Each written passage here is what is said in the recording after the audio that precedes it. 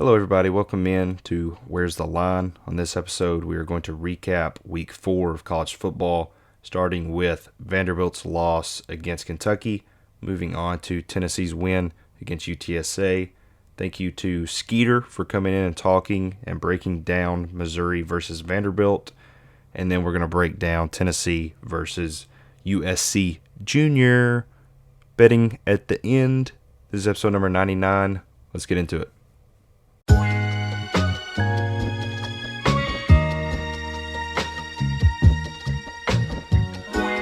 You are now listening to the Where's the Line podcast with Joseph West and Britt Dillard. Enjoy the show.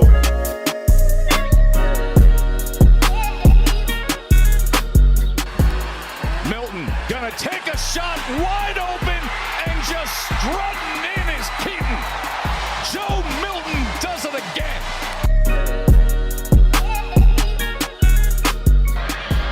Orgy again on a blitz. Levis pocket collapses. He's on the run. He just heaves it up. And it's intercepted by Vanderbilt. And let the celebration begin. The streak is over at 26. The Commodores win it. Talk about Vanderbilt football.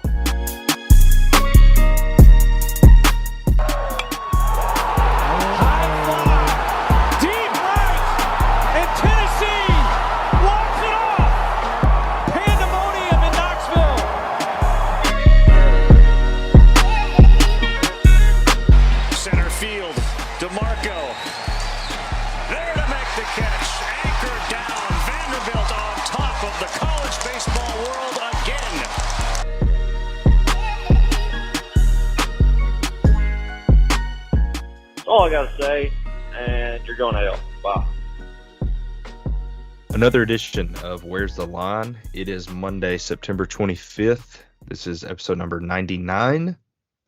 Week 4 college football is in the books. Me and Joseph are going to talk about it. How you doing today, Joseph? Doing good, Britt. Hope you are as well. How are you? Doing great. I'm doing great. It's Monday. I got my hair cut today. It's a beautiful day. The fall weather is starting to show itself, and I'm happy about it. The fall got me feeling. That's what I've been saying. The fall That's got right. me feeling. That's right. Week 5 of college football is in the books.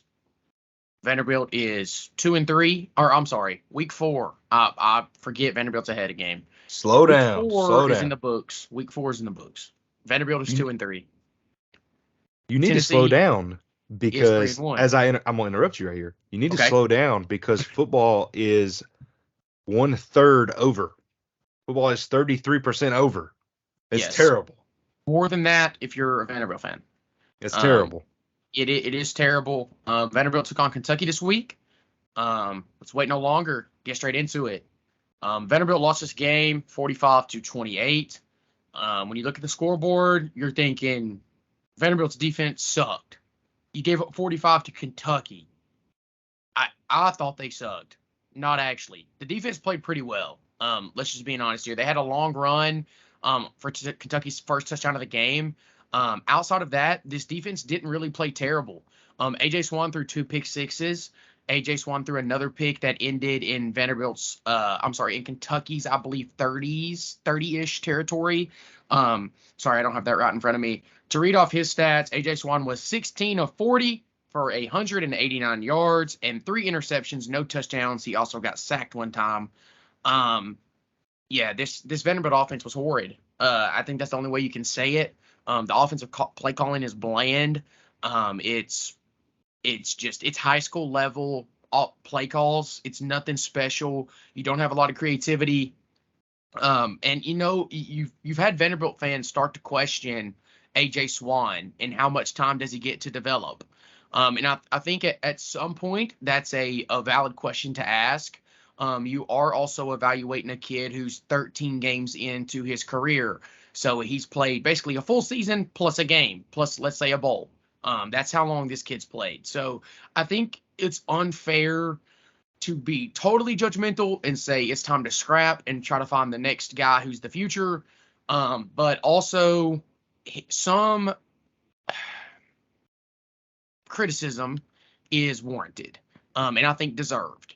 AJ Swan on both of his pick sixes, no idea what he's doing. On his other pick, no idea what he's doing. Um, on his first pick six, he escaped two huge dudes in the middle and just tried to loft it to the running back. And the flat corner came up and got an easy pick because he just tried to loft it to him. That pick's not the end of the world to me, because Vanderbilt I still think was in the game after that. But the second pick he threw, and then the third pick he threw, which was another pick six, was just horrid. Britt, from the outside looking in, if you can try to remove your own personal team's feelings out of it, and look at Swan, look at Vanderbilt even as a whole, what are you thinking? But more specifically about Swan. You've seen Swan, by the way, I've seen this today, by the numbers, has the most big-time throws not in the SEC, in college football. He has the most big-time throws, saying he's throwing in NFL-type windows. He's got 17 of them, I think. The next closest is like 11. So Yeah. Swan, no doubt, has the arm talent and the accuracy to be able to make these throws. But your problem is him taking care of the football. So, Brett, what do you think? Yeah, 16 to 40 is not a good look. I was watching this game at Cool Bean, so I didn't really get a great environment to really soak in this game very well. But it seemed like every time I looked, there was an interception, and it was obviously any interception is bad, but these were like bad. Like you're like, there ain't no way, ain't no way. And for Vanderbilt, if a good kind of indicator of how this game was going, it was into the third quarter, and your best receiver, Will Shepherd, has one catch for 10 yards.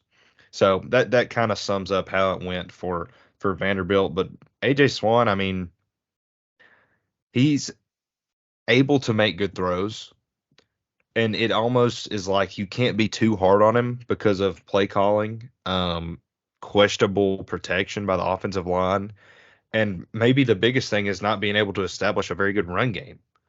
Agreed. I mean, that's a huge part of the passing attack, is being able to establish the run game and your protection up front.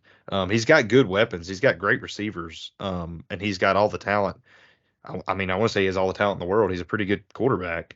Yeah. Just haven't really had everything aligned together for him to really, really cook. Yeah, I agree. Britt makes a lot of great points that I think people forget. First of all, we have no run game. Our offensive coordinator is bad. But also, like, Swan's second pick that he threw, his pocket was so clean. There was nobody around him, and he threw it to a guy who had three dudes on him.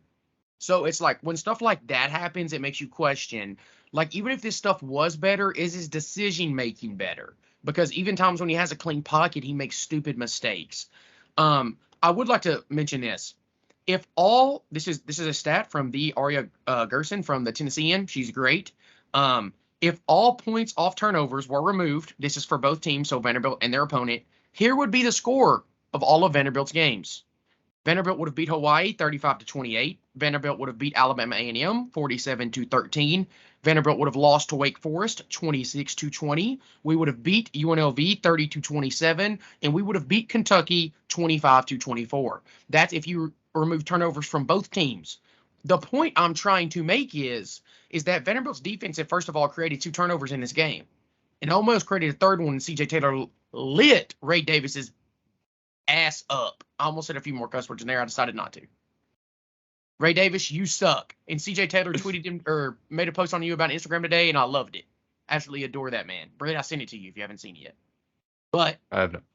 Yeah, look at that and tell me how hard C.J. Taylor is. But my point being is that although this defense has been bad, this offense has been way too reckless with the football for Vanderbilt to succeed. And you can blame some of that, I think, a little bit everywhere. You can blame some on Swan, and, he has a lot of pressure on his shoulders.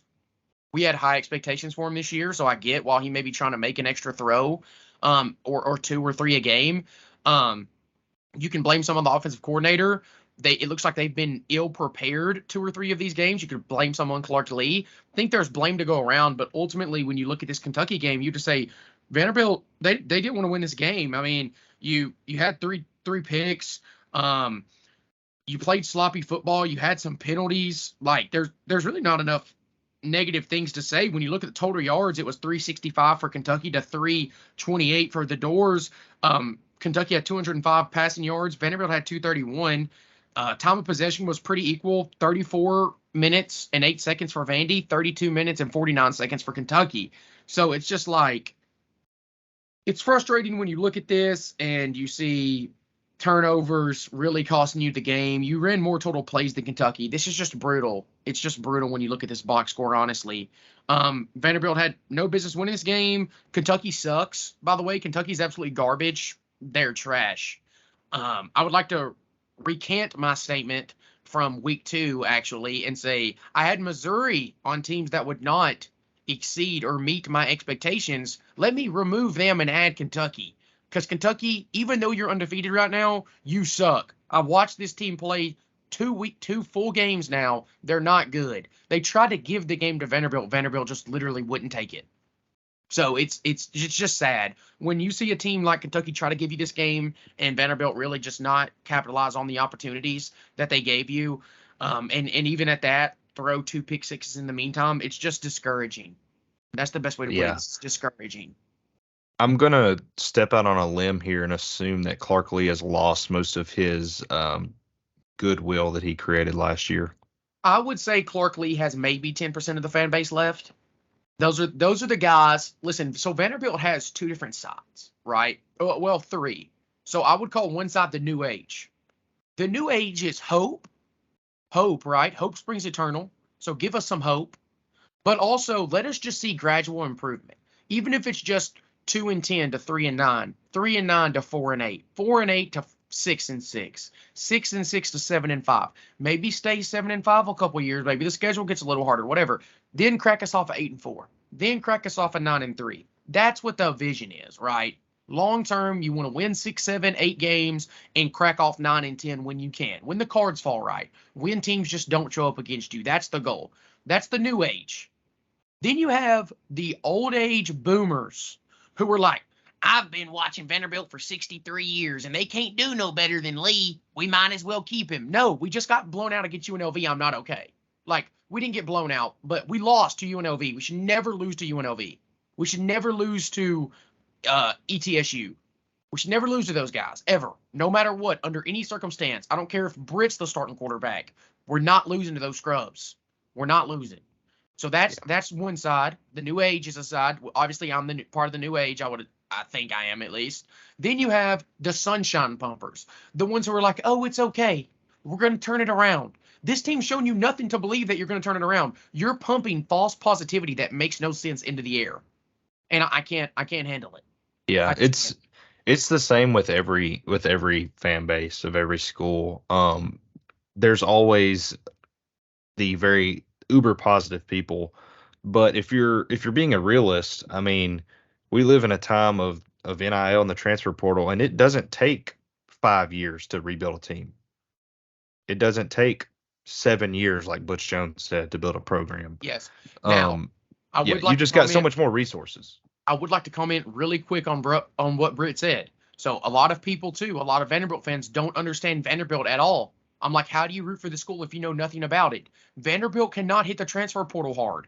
Vanderbilt could never bring in 50 transfers like Colorado did. I want you to understand that. Here's why. Reason number 1. Britt, where did you go to college? Tennessee Tech. Tennessee Tech. Britt, you graduated, correct? Wings up, yes. Wings up. You graduated, right? So your junior year, Vanderbilt calls you and offers you a baseball scholarship. You would love to go, right? You would have loved to go and play Vanderbilt or baseball for Vanderbilt. I would think you would love. I mean, they were the best program in the country at the time. I guess so, yeah. Okay, so I need you to say yes. So thank you. I can hand out water and bubble gum and. So no, Britt was going to be. You were getting offered to be the starting pitcher, Britt. You're going to be in the rotation, right? You're going to be elite at the base, one of the best programs in the nation, and you're going to get to play baseball there for free. You're getting a full ride. But here's the catch, Britt. None of your credits transfer to Vanderbilt, so you have to start all the way over in school. Would you do it? I'm going to say no. No, because no one wants to just look back and say, man, I just wasted 3 years in school. I'm going to have to take all the same classes. Listen, Vanderbilt does not accept many credits from public universities.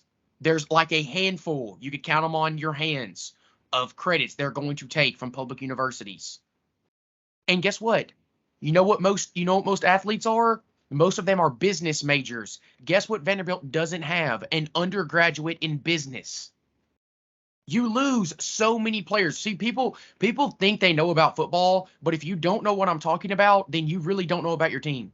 Because it takes knowing all of this to understand what you can and can't do in recruiting, what you can and can't do on the transfer portal, what you can and can't do with NIL. There are barriers that Vanderbilt faces that other teams do not. Without me getting totally off topic, I just said all that to say that yes, Vanderbilt could easily bring in 12 to 14 transfers, but we're never going to bring in 30. We're never going to bring in 20. Shoot, we probably will never even bring in 15. I would be shocked if we bring in 10. Yeah. And that just makes coaching that much more important. If Very you true. can't go out and patch up the parts of your team that are struggling, that just makes coaching that much more important and development, especially. Yeah, and I mean you can patch up Vanderbilt's team right now. Like if we would have attacked the secondary and the portal, this team's a lot different. The Wake Forest game's a lot different because we were only rushing 3 because we were worried about getting burnt over the top. So our rushing defense looked horrible. It wasn't horrible. They just had no help. It was 4 guys against 6 in the box. What do you want them to do? This season's a lot different if you attack the transfer portal in the secondary or on the O-line, which you can do at Vanderbilt. There is no excuses for getting 2 guys in the portal. There's no excuses. You got to patch up your holes. You got to adapt to the game. So with all that being said, Vanderbilt sucks. This season is pretty much down the drain at this point. You know what's going to happen. You think you do at least. You know who this team is. This team is sloppy. This team comes ill-prepared. And this team does not win at the end of the day. With all of that being said, that is my Kentucky recap. And I have 3 takeaways from this game. 1, my first takeaway is A.J. Swan may not be the future. I'm not saying he is. I'm not saying he isn't. He isn't. I'm just saying I don't know right now. I don't know if he is. Also, A.J. Swan got hurt in that game, and I forgot to mention that. A.J. Swan is questionable, which I will speak on in the recap or in the breakdown against Missouri. So A.J. Swan may not play. Takeaway number 2 is Vanderbilt doesn't have a lot of guys that have that dog in them. A lot of the dudes who had that dog in them, they left last year. They either went to another school, most of them graduated, right? We don't have that dog leader. But shout out CJ Taylor, shout out Will Shepard, and about 3 or 4 other dudes on the team. I do believe they have that dog. 3, there are some guys showing improvement. Big Issa Wataha, he is number 5. If you look him up on the depth chart, you may see Yalanin, but in the side it will say Issa. Issa Wataha, he is number 5. He is coming along. If you remember, if you've been listening to Where's the Line for a while, you'll know that I talked about him a very good amount. When we got him, I said that a guy from 247 said if he played in America longer, he would have been a 5-star recruit. He is showing real promise. He's getting better. Darren Agu seems to be improving on the season as well. London Humphreys is a real SEC wide receiver, especially deep threat. So there is some hope, but it doesn't get better, I don't think, unless Clark Lee fires some of his buddies. And so to make the takeaway number 3 is there is hope. It's just further away than we thought. There's the takeaway from the game. Moving on. Solid. Tennessee took on the UTSA Road Runners Me. in Knoxville this Saturday. They had a big win. Let me get that score. Britt, do you have it, please? 45-14. 45-14, the Vols won. I got to watch mostly all of that game. I missed like some of the first quarter, and by that point, I was back in Lebanon and watching the game. So, Britt, why don't you start us? I've been talking for a minute about Vandy. Yeah, Tennessee UTSA, you know me. My fat butt was in X5 watching this game. I came out of this game feeling really negative. I felt like our defense looked bad in the second half. I felt like our offense looked bad in the second half. And I was really just kind of down as I was walking out of historic Neyland Stadium, Shield Watkins Field. I was mad. And then I kind of just took a moment and thought about the state of Tennessee football right now. Josh Heupel has made a 4-year rebuild a 1-year rebuild. Should have went to the college football playoff his second season and won 11 games in the regular season. Tennessee's won 14 of their last 17, 11 straight home games. You've sold out 14 straight home games. You're recruiting on an elite level. And I'm leaving the stadium mad that we just won 45-14 against a team that most Tennessee fans, including myself, came into this year saying this was a tough team that we're going to play. This might be a trap game, may I say. Now, they didn't end up being that strong once they played us, but they're definitely no pushover. But what I'm getting at is I've been spoiled.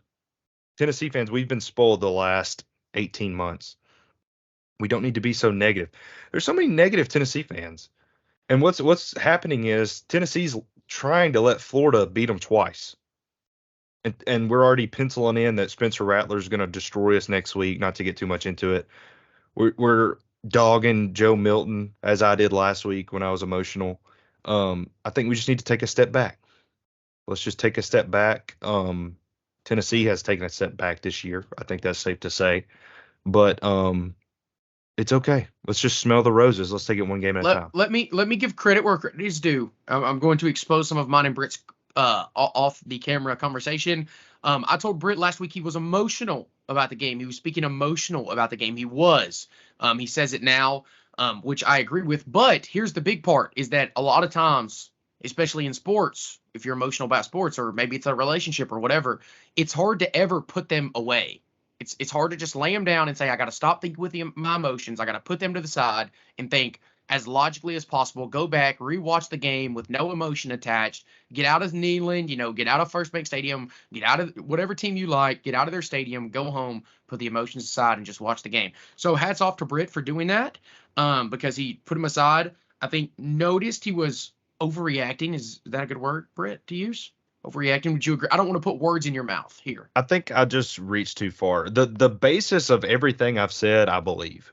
I agree, actually. I would agree 100%. And I said at its basis form, I agreed with Britt. I just thought he was going maybe too far in the wrong direction. To read Joe Milton's stats, he was 18 for 31 with 209 yards and 2 touchdowns. Not stats that are going to blow you away.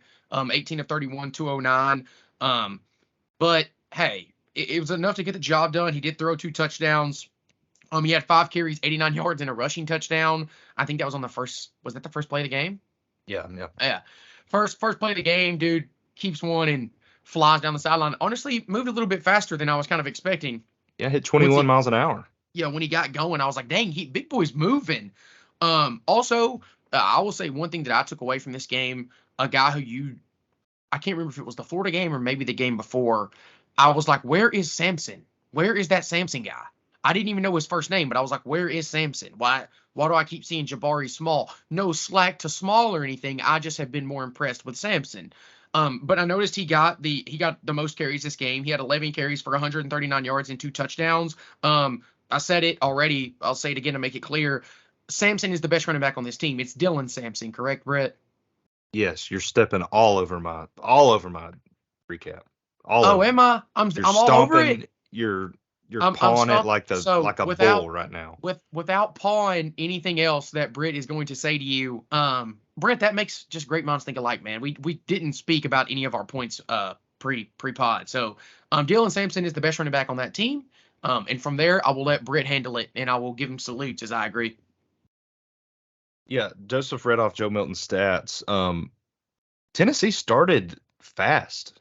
We actually scored a lot of points in the first half of this game, which was kind of 2022-esque. But in the first half, let me just break it down like this. Joe Milton started off the game 14 of 16, 156 yards, 2 touchdowns, 89 rushing yards, and the rushing touchdown from the first play. Then he goes down. He gets injured. It looks like Hendon Hooker's injury all over again. He's on the ground screaming, punching the ground. If you go back and watch the game, I couldn't tell live. I wasn't really paying attention. But this man looks hurt. Looking back, I'm glad that I wasn't watching on TV because I would have been pissed. But after the injury, after starting 14 of 16, he goes 4 for 14. 53 yards, missed 2 wide open touchdowns. This was the stereotypical Joe Milton game. You saw the highest and the lowest points of Joe Milton. Now, I I do think the injury had something to do with that. He had an MRI yesterday, allegedly. Um, and Josh Heupel said he was fine. Take that with whatever you want. Josh Heupel has lost so much trust from this fan base, not just play calling, but off the field with injuries and stuff. Cooper Mays is still MIA at this point. I don't know if we will even see him, but For that's the record, just most college coaches are like that now. They pretty much lie about all the injuries. it's just like I don't if you're not going to tell the truth or if you're not 100% sure of what you're saying, then don't say it. Like we were all fed the lie that Cooper Mays was going to start week 1. Like he was fine. It was a small procedure. He's going to be fine. Back off. Maybe he'll start the Florida game. Now Cooper's had another surgery that nobody knew about apparently, and it's a 6-week thing, and the 6 weeks is in the middle of this week. Yeah. So is he going to play this week? We don't know. Josh Heupel throws him under the bus and says Cooper said he couldn't play today. That's why he didn't play. So it's annoying. That's stupid. I hate that. I will say that you can work it to your favor as far as like injury reports, not having a report when is most definitely nice for colleges because you can put like Vanderbilt's going to put AJ Swan as the starter tomorrow. That does not mean AJ Swan plays. AJ Swan could show up on Saturday and be not dressed out, which I assume will happen. So like you can get away with it. Also, I understand exactly what Britt's saying. I was very hyped about a guy named Prince Colley. I didn't expect anything to go wrong. He had a small injury. He was still going to play. Now we're not going to see him. He finally is back at practice, but he's going to get redshirted. So like I get what Britt's saying. I don't really get, I guess, bent out of shape or upset or let it bother me just because I know that's kind of part of it at this point in college football. But I do get what Britt's saying. It is definitely frustrating or annoying, but I just get it, I guess. Yeah, or understand it. That's really all I want to get into about Joe Milton. Joe Milton he makes it hard to predict anything about this Tennessee team for sure. But I mean, I'll say this. This is the last thing I'll say about him. He's our best option at quarterback. Much like Vanderbilt, he's your AJ Swan's your best option. Joe Milton is Tennessee's best option. Yep. And shout out real quick to everybody that said they weren't going to listen to the podcast anymore. Thank you for tuning in. I make note of that. Shout out. Dylan Sampson is your running back number 2. He may be starting this week. We saw Jalen Wright go down. We saw a few guys go down with injury against UTSA. But Dylan Sampson, he's a guy that didn't even get a touch against Florida and comes out. He's just electric with the ball. He sees the field as good as anybody on our team, probably the best of anybody on the team. And it's just you get to a point when building your roster that guys that you relied on to contribute, like Jabari Small, who is a great guy and a very solid running back. But you get to a point when building a roster that it's hard, but you've got to set those guys down. And I'm not saying that Jabari Small is not going to play. He's still going to get a ton of touches this year. But Dylan Sampson's got to be your number 2 guy. He is too good to keep off the field. I still think Jalen Wright's your best player overall. But Dylan Sampson, he's got to be your running back too. Yeah. Not much to say about the defense. Started off very well. Started off 2 3-and-outs, blocked a punt. Special teams was awesome this week. Jackson Ross, the punter, beautiful. Every punt was beautiful. You love to see that. But defense started off well. In the second half, kind of let their guard down, I would say. UTSA's third-string quarterback came in and absolutely carved up our defense. But you had 2 interceptions. You recovered a fumble. You only allowed 14 points. I'll take it. Okay, I don't have much more to say. I don't want to step on anything for the South Carolina game. But Tennessee, good win, 3-1. Conference play continues Saturday. Does. Conference play continues for both teams. Vanderbilt takes on Missouri, which we'll get into in just one second. And then South Carolina travels to Knoxville to take on the Vols, which will be a revenge game. We will talk about it. But first, wait no longer. Once again, go get you a little bev. Go get you a little piece of pizza. Get you a snack. We're going to take a quick break. The recap is done. The breakdown will be here when we come back. Welcome back, guys. Hope you got your nice little beverage, something to eat. We are back. It is me, Joseph West, sitting here with, once again, my great co-host, Britt Dillard. We also have a special guest, Mr. Mizzou. We'll call him for the moment, Skeeter. Skeeter, take it away, man. Tell him how you're Mizzou's biggest fan. Hey, appreciate y'all having me on. I don't know that I'm the biggest fan, but I am a lifer. I was born into it, and growing up in Southwest Missouri. Then I moved to Louisiana 13 years ago, or for 13 years, and now I've been in Arkansas for the last 3. So I've been behind enemy lines for a good bit of my life. But Me too. I am 1/3 of the Woodswater Mizzou podcast, and man, just love talking about the Tigers, especially when we're undefeated. Hey, makes things a lot sweeter when you are undefeated, beat Kansas State, which I know is a rival of Mizzou. The Woodswater and Mizzou podcast had me on to record last night. I appreciate them having me on. So we brought Skeeter on to break down the Vanderbilt and Missouri game, tell us all things to know about Missouri. Skeeter, the big question, the man himself, the savior of Missouri, Mr. Luther Burden at wide receiver number 3. Just tell us how great he is, Skeeter, honestly. You know, be biased for a second. Well, one thing I'm known for is my homer takes. Like I'm glass half full. Mr. Fit right in. Optimistic. Yeah, but Luther, last year he was strictly just raw talent, and he talked about putting work into his body in the off season, and it shows. You mentioned it, Joseph, in our show yesterday about him looking bigger, but he also comes across as faster too. Like the whole team change their off-season regimen, and it is paying off. But Luther, his skill set, like he's going to transition so good into Sundays. We moved him into slot from outside that he was playing last year. He's playing slot now, and that just allows him a lot of pre-snap movement, and then also just be able to work the middle of the field. You get your mismatches against safeties and linebackers and whatnot. And for some reason, Memphis, handful of plays last week, forgot to look for number 3 to cover on defense, and I like that formula. Y'all can do the same this week. Yeah, forget the best offensive playmaker on the field is on the field.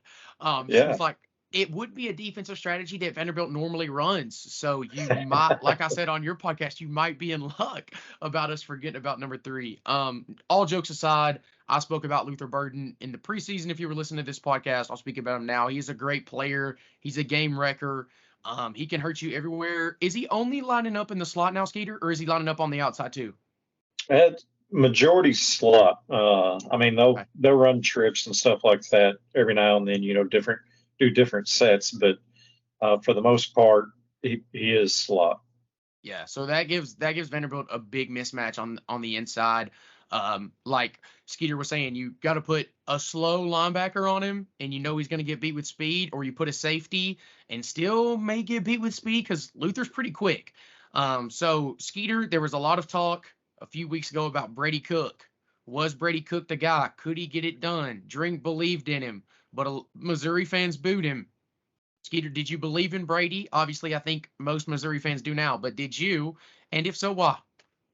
Well, my only thing with Brady Cook was I wasn't sure he was held to the same standard Sam Horn and Jake Garcia were held to, because we saw Sam Horn get butt chewings in the South Dakota game on the sideline when he got to come in.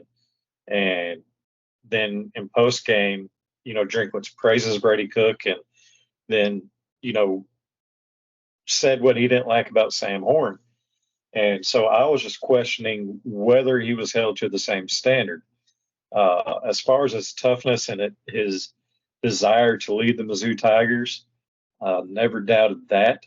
I did say, what was frustrating about Sam Horn versus Brady Cook. Brady Cook, we felt we knew what his ceiling was, but he had a safe floor. Like we knew his floor. Sam Horn, he might have had that higher ceiling, but he might have had a way lower floor too. So that was the danger of the unknown. But what the last 2 weeks has shown me where I've had to eat my crow is Brady's raised that ceiling. He took what I thought he was capable of and stepped up in it. And I mean, when you've got Luther, that helps a lot. But then, he's hitting on the deep passes that he was missing before. He's not captain check down anymore that he was. So I think a lot of it is kudos to Kirby Moore and being able to develop Brady to another level that I don't know Drinkwitz was going to get on his own. Very good. I Yeah, think that's a lot of good insight. Thank you. Honestly. Yeah, not to invade y'all's party too much, but as a Tennessee fan, I don't want to play Brady Cook. I don't want to see Brady Cook again. Last year in Neyland Stadium, it seemed like he ran all over us. He was just kind of pesky back there. And in an SEC that I will very carefully say maybe a little bit weaker this year, especially in the mobile quarterback ranks. I think Brady Cook is a very good asset to have, not to mention the receivers that he has with him. Yeah.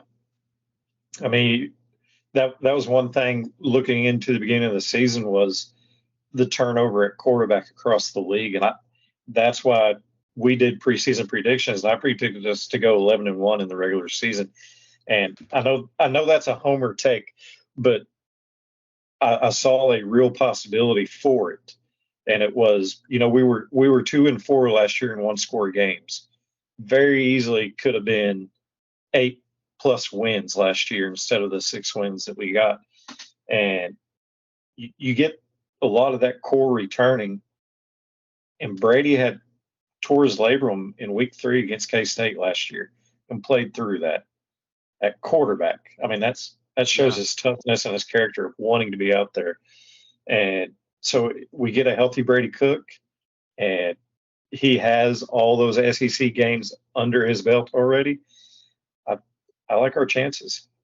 Yeah, I like that. Britt, I'm going to let you ask one more question for sure to Skeeter, but I have a question. Who was the loss to? 11-1 prediction. I thought I was saying something on your podcast. You know who the loss is to. 4, 9-3.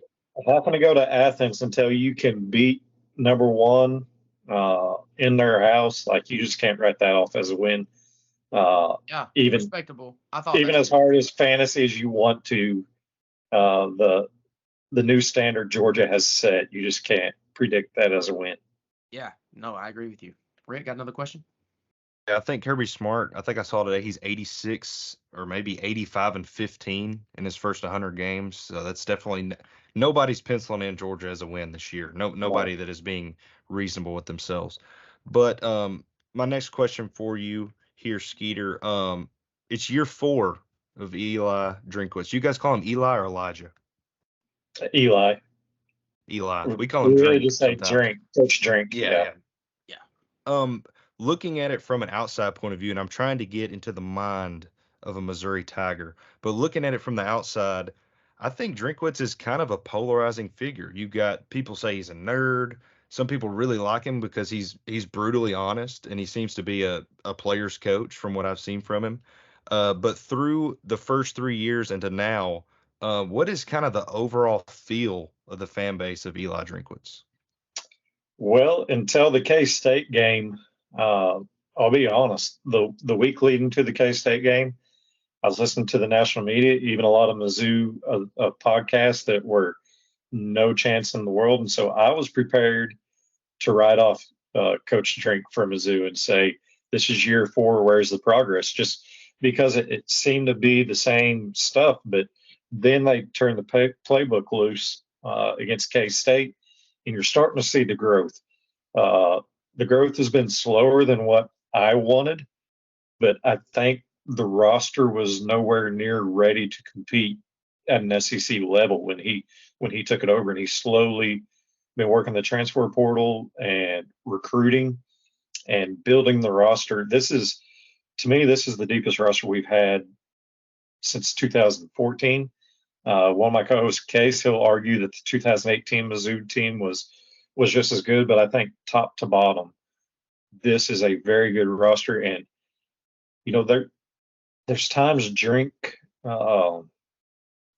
he will frustrate a lot of Mizzou fans because we feel like he gets in his own way trying to overthink things sometimes. Gets too caught up in the moment and just I mean, Saturday it's 4th and 1 from the 31 on the short side of the field, and we're up by 14, and he goes for it, and it's not a run, it's a play action pass out to the flats, and we don't get it, and we could have kicked a field goal and went up by 17 and 3 scores, going into the fourth quarter and really changed the outcome of that game, but not getting that.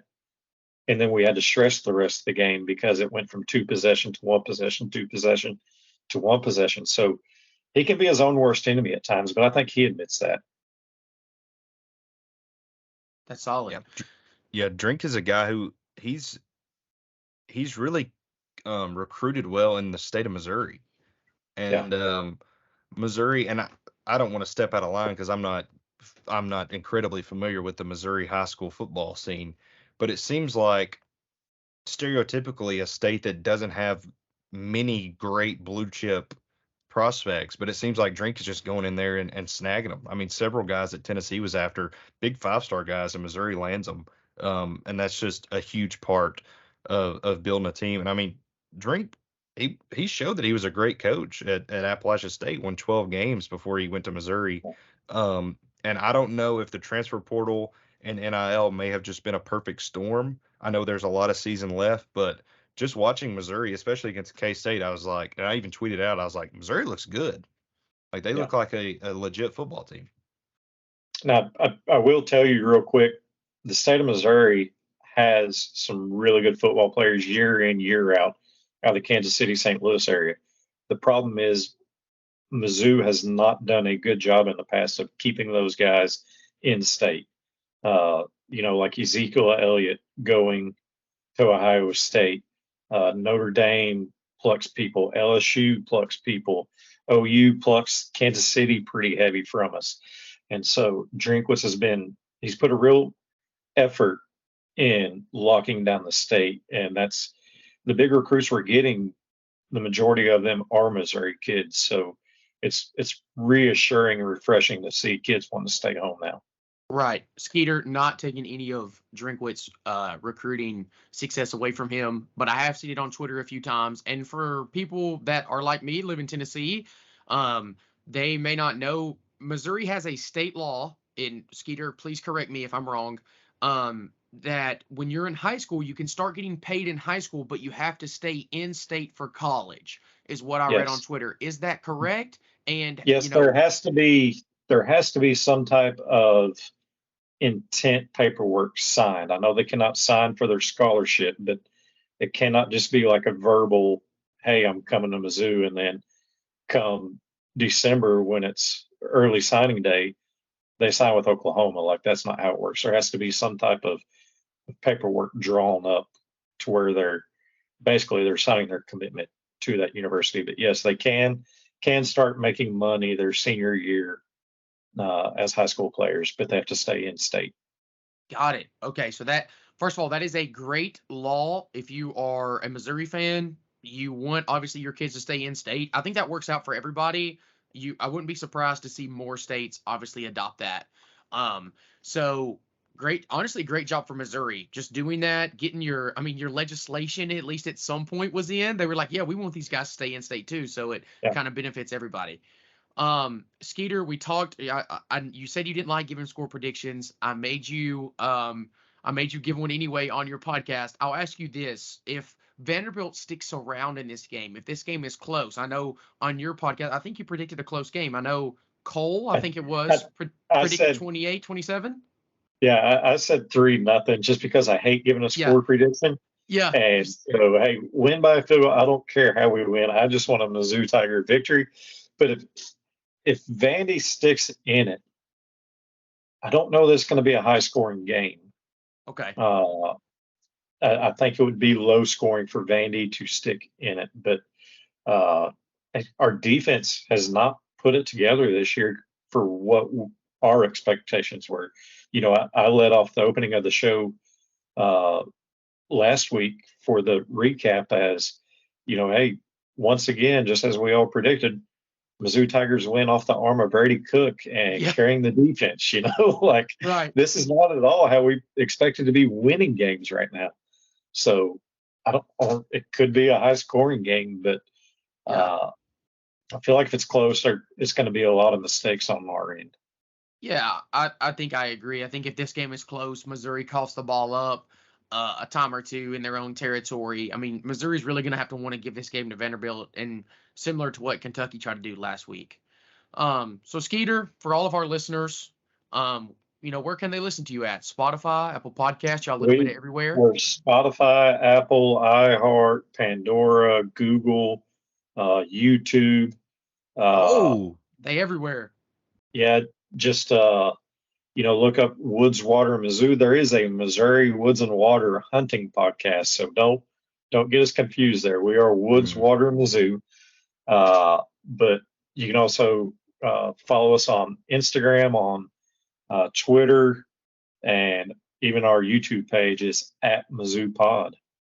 Yes, if you go to my Twitter, once again at JosephWest21, if for some reason you're listening and don't have me on Twitter, or if you go to Where's the Line page, they will be retweeted on both of those pages.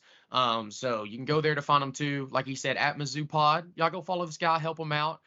They were able to come on here and give us some deep insight in Missouri football. Skeeter, thanks for coming on, man. We do appreciate you. Hey, appreciate y'all and look forward to a good game Saturday. MIZ. MIZ. Hey Skeeter. One last question before you head out of here. Related to the state of Missouri, not exactly related to this conversation. What are your thoughts on Taylor Swift and Travis Kelce? Well, it's getting a lot of attention. I guess Chiefs Kingdom's going to be invaded with Swifties, is what old rumors of X is saying now. They announced today that Travis Kelce's jersey sales went up 400% in the last 24 hours, and he is nearly the number one selling jersey in football. Like, is it really this big of a cult? I'm not a Swiftie, but is it this big of a cult going on? I'm questioning that. I guess it is. I know co-host Case, he's a big time Chiefs fan, so he's probably excited about the extra attention. Yes, Case, by the way, shout out Case and Cole, the two other parts of Skeeter's podcast. Two great co-hosts. Case is by far the worst one. You just heard it. He was a Chiefs fan. So if you're going to go on there, if you're going to talk bad about this podcast, make it be about Case. I hope he listens to this because he is a Chiefs fan, and that makes him the worst by default. Hey, y'all, if you do go to Case, he's Case IH at Mizzou or something like that. But Saturdays on ball games, he gets in his bottle a little bit and he'll let it fly on Twitter. Let's go. So there's some fun there with him. And we thought about making that segment of drunk Case tweets after the game. That would be a segment that Britt could definitely pin me with, because I'm the worst just to start having a few drinks at the game and just start firing off tweets. Like, okay, that's it. Fire everybody. Cancel the program.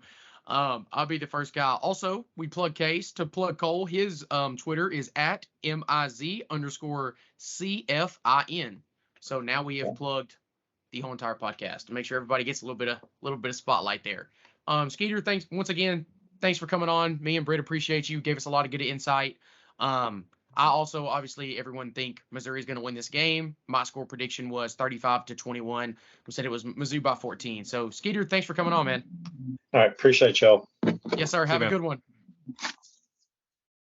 All right. Once again, thank you, Skeeter, for coming on the pod. Now we're done. Britt, would you like to give a score prediction to this game, sir? This Missouri game? No. No, I will say Skeeter, great brand of bass boat for sure. Man, I'm sucked into the Taylor Swift, Travis Kelce. I love it. Britt's all about the drama here. But listen, regardless, we got more football to talk about. Tennessee takes on South Carolina, revenge game in Neyland. Britt, early thoughts, man. How we feeling?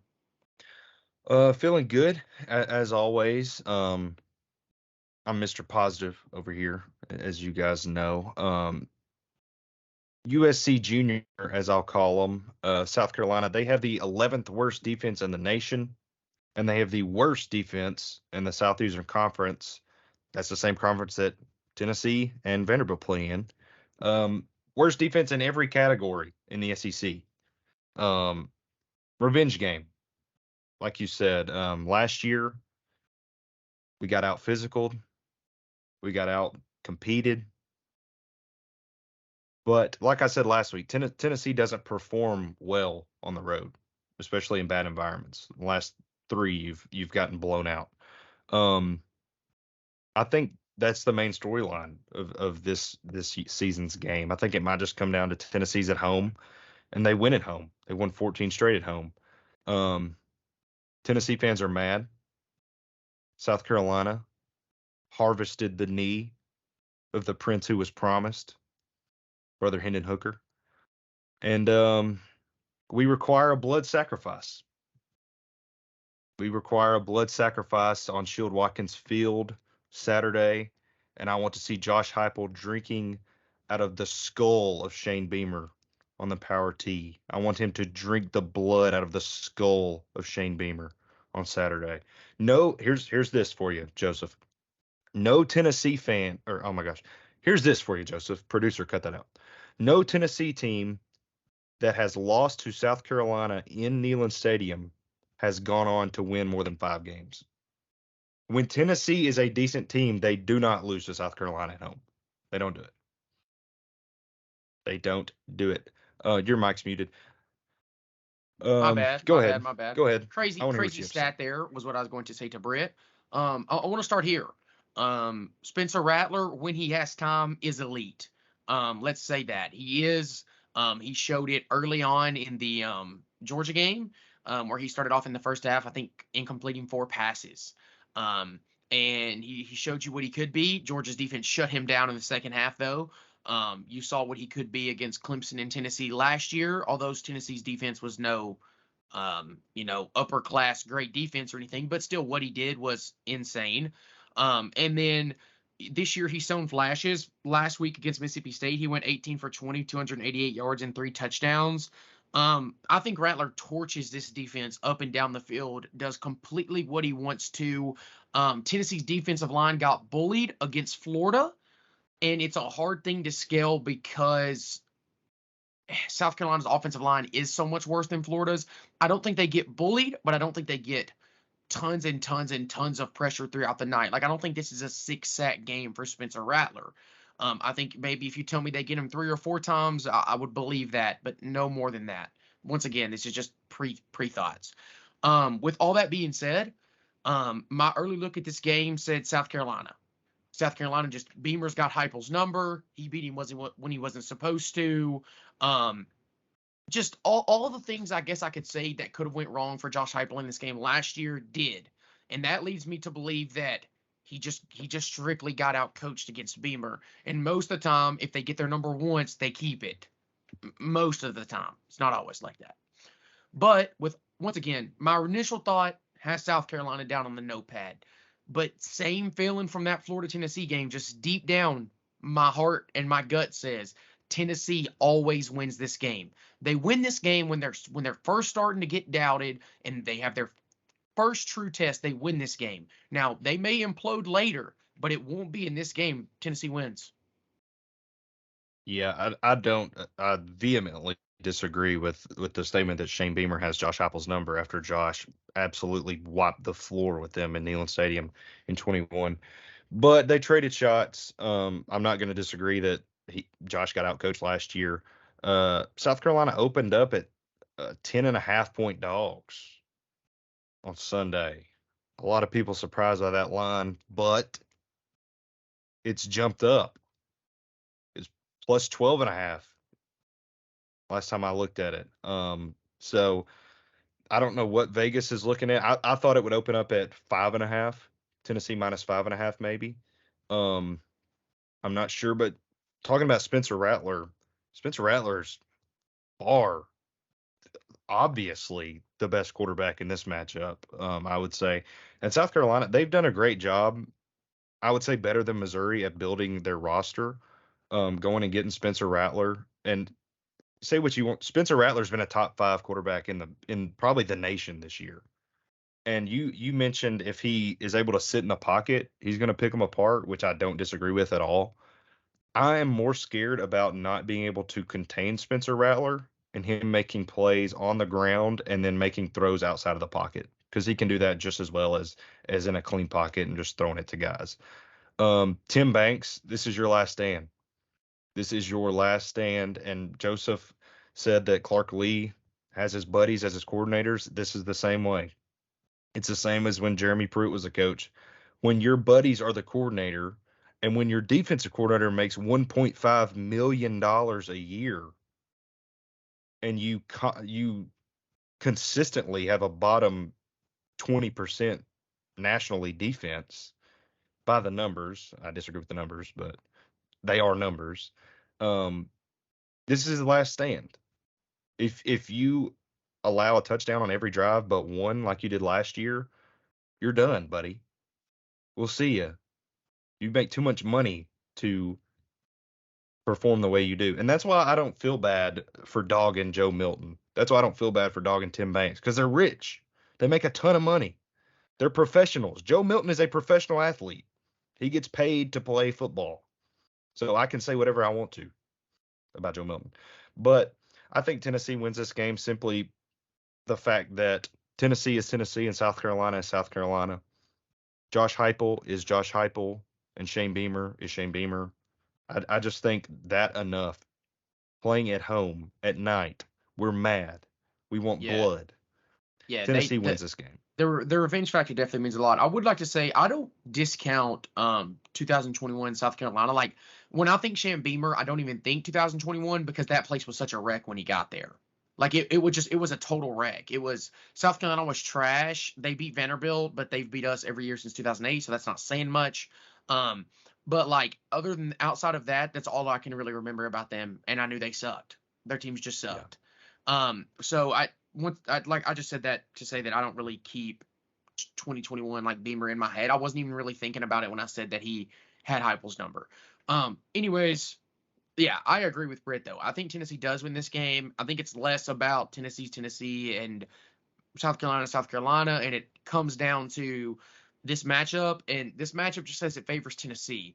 South Carolina's defense is really bad, and Tennessee has what we know to this point an above average, slightly above average offense. So that's going to be enough to get by with South Carolina, and Tennessee's defensive line will at least cause some pressure. Once again, South Carolina's defense or offensive line is trash, and I think it's enough to win.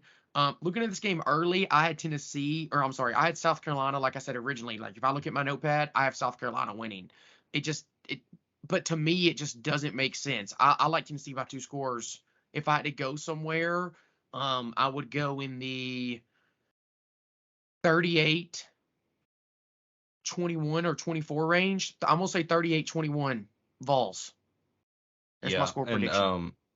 I like that. I would be happy with that. I'm just gonna make a statement. I'm not gonna do any more picks like score predictions, and it's not to be cute or be cryptic or whatever. It's so hard with Joe Milton. We don't know which Joe Milton we're gonna get. So I don't feel comfortable picking. I like South Carolina plus 12. I would jump on that. I don't know if Tennessee can blow out this team or not. I will say if we get first half Joe Milton from last week for 4 quarters this week, you might blow them out.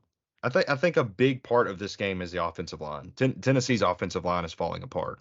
Cooper Mays not being in the lineup. You don't know who your right tackle is. Is it Mincy or Crawford? You've got your starting left guard, Andre Carriage from Texas, is getting destroyed on a quarter of the plays. Running backs aren't great at picking up protection. Joe Milton's not great in the pocket. All those things suck. That really bothers me and worries me. Now, in saying that, I do think Tennessee's offensive line can improve this year. But that's just a main point that I have for this game. Um, I would say Tennessee wins by 1 score. I could see Tennessee winning by 3. Okay, I like that. Um, I think that Yeah, like I said, I just think this is Tennessee by 2 scores. For some reason, that's just what my gut tells me. It was right last week, and so I'm gonna ride it out until the end of time at this point, or at least until it's wrong. Yeah. Last week, me and Britt had some betting choices. Um, Listen, LTTL, listen to the locksmith. I tried to tell him, Britt. I tried to tell him. The locksmith went 5 for 5 last week. If you put the 20 on it, you won the 249. I also posted another 5-pick parlay on my Snapchat.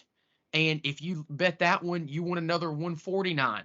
So you should have cashed out last weekend. I'm up as of right now on this weekend. Total all in, I'm up $386. So if you're betting with me, you're betting right now. We're hot, and I've already hit one parlay in Monday Night Football, and I'm sitting here recording this podcast. Enough said. One quick thing before we get into gambling. I had Tennessee at 9-3, losing to A&M. I think Tennessee beats A&M. I think Tennessee still can go 9-3 or 8-4. If we see Joe Milton improve, I think if you get a UTSA level Joe Milton pre-injury for the rest of the game, you go for the rest of the season. Rather, you go 9-3. Just a quick anecdote. But gambling, Joseph killed it. 5 for 5. I got killed. 1 for 5. We suck. I am at 9 points. Joseph is at 15 points. That is out of total 20 points. Joseph is at 75. I'm at 45, unfortunately. But let's get into it. If you're ready, Joseph, let's hear him. Yeah, let's do it. So yeah, I'm sitting at 75%. We are going to try to keep the good train going. There's a lot of early lines here. I'm giving these on Monday night. Honestly, I'm gonna be honest. I don't love a lot of these lines. There's 2 or 3 that I feel good about, but the other 2 on this parlay out, you'll see me kind of get nervous about. The first one, I love. I absolutely love Utah plus 3.5 against Oregon State. I think Utah wins this game outright. The computer model, the 2 that I looked at, both say Utah minus 1.5. I think this game is really close. If you can get Utah plus the 3.5, which is what they're on DraftKings, as I'm looking at my phone, then get in. So Utah plus 3.5 for game 1. For the next game, you've got Coastal Carolina against Georgia Southern. Once again, this is another one. I'm using the same formula I used last week. What does the computer model say? Computer model says Coastal Carolina keeps us within a touchdown. So Coastal Carolina plus 7.5 against Georgia Southern. Number 3, you've got Michigan and Nebraska. I bet on Michigan last week against Rutgers, minus 20.5. I went in on them again, minus 16.5 against Nebraska. That is game 3. Game 4, another one. I'm leaning. What does the computer model say? It's UMass and Arkansas. Also, timeout real quick. If you noticed last week when I picked the Purdue-Wisconsin game, Britt is like, what is this dude doing? He's just picking some random games. You got to trust the process, ladies and gentlemen. Arkansas State in UMass. Right now, UMass is +1, +1.5. Depends on where you're at. Give me UMass. This is a really good pick. The computer model says UMass wins this game minus 6.5. So just take the money line. If you can get some points, though, like I said, right now, FanDuel is sitting at minus 0.5 point for UMass, and DraftKings is vice versa. So if you can get the 1.5, get it. If you can't, whatever. Britt, I guess for us, just put money line on there if you're fine with that, or I'll take minus 0.5 point. It doesn't matter. One of those, just get in where you can on that. And then you have Indiana and Maryland. Maryland is favored minus 13.5. This line is predicted to get to 17 by the end of the week. Maryland is 4-0. Indiana is 2-2. Maryland wins this game by 2 scores. So there's my 5. Hopefully those hit. Like I said, I think those lines are kind of iffy early. I really like Maryland, and I really like Michigan, and I really like Utah. That's my 3 that I say, hey, get in here. The other ones are just trusting the numbers. Men lie, numbers don't. Remember that. All right. Good job, Mr. Thank you. Locksmith. I appreciate that. Here's mine. Fade them. Fade every Fade one 'em. of them, and you'll win money. This is bring it to the bank with Britt. Yeah. This Right is here. fade New them. segment. Fade 'em. All right. I like the real USC, Southern Cal, minus 21 versus Colorado. I think Colorado's they might suck. I think they do suck. I like Dion, but I think I like USC minus 21.5 there. Next one here, Kentucky minus 2.5 versus Florida. Mark Stoops knows how to beat Florida. I think Kentucky's a better team. I think it's a very even matchup. I think it's a close game. I would rather have Kentucky money line, but that ain't how it works. That ain't how we do it here. Okay, next, I like Arkansas plus 6.5 versus Texas A&M. I thought Arkansas played a hard-fought game this week against LSU. I still don't have a lot of trust in Jimbo and Texas A&M, so I like Arkansas and the 6.5 points early line. Still, I like it. Next two, Tennessee game. I like South Carolina plus 12.5. I just think that's a big line. Rising from the 10.5, I thought that was already high, so I'll definitely take the 12.5. And then I like in the same game, USC Junior versus Tennessee over 63.5 points. I bet the over last week. It was a push, which is a loss. Facts. We're going to try again. Life is too short to bet the under. That's yes. my 5. There it is. Britt's 5, my 5. We are done here. Britt, as always, it's a pleasure. Once again, shout out to Skeeter, Cole, and Case. They had me on their podcast. Go listen. That one is going to be dropping, I believe they told me Wednesday morning. That podcast would be dropping. Once again, you can follow them on Twitter at Mizzou Pod. And then the name of their podcast is the Woods, Water, and Mizzou Podcast. So shout out to them. Shout out to Britt for being here. I guess myself too. As always, anchor down. Go Vols. See what happens in week 5.